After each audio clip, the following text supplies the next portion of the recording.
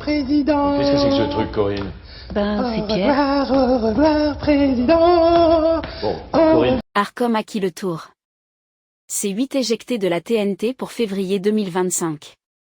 La disparition annoncée de C8 sur la TNT ne signe pas forcément l'arrêt de la chaîne, et encore moins celui de son animateur vedette Cyril Hanouna.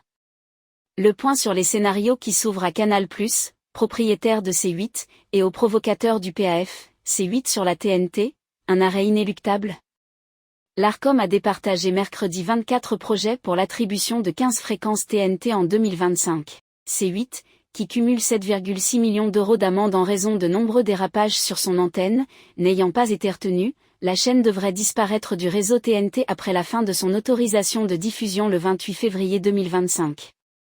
Officiellement, rien n'est toutefois joué avant la signature de conventions, sorte de cahier des charges, d'ici à la fin de l'année, entre l'Arcom et les chaînes présélectionnées.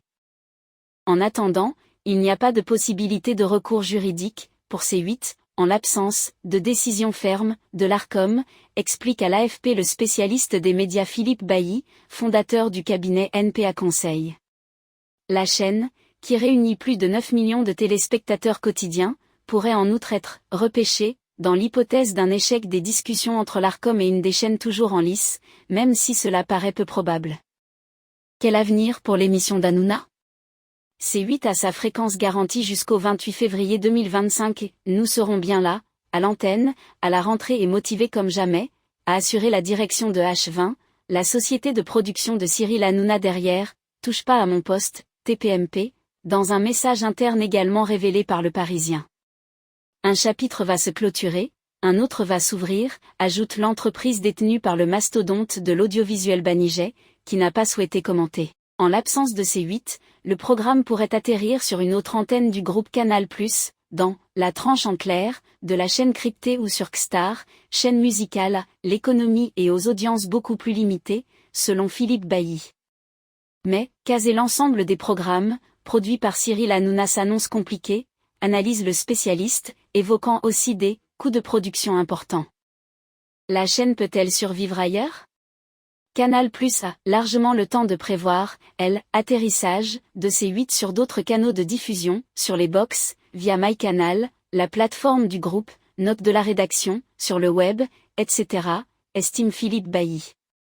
Mais la TNT garantit une meilleure visibilité et de meilleures audiences, notamment auprès d'un peu moins de 20% de Français qui ne reçoivent la télé que par ce biais, relève-t-il. Il y a aussi un sujet d'économie, pour une chaîne qui coûte plus de 100 millions d'euros par an à fabriquer et accumule les pertes, 48,5 millions d'euros de pertes nettes en 2023, selon l'Informé.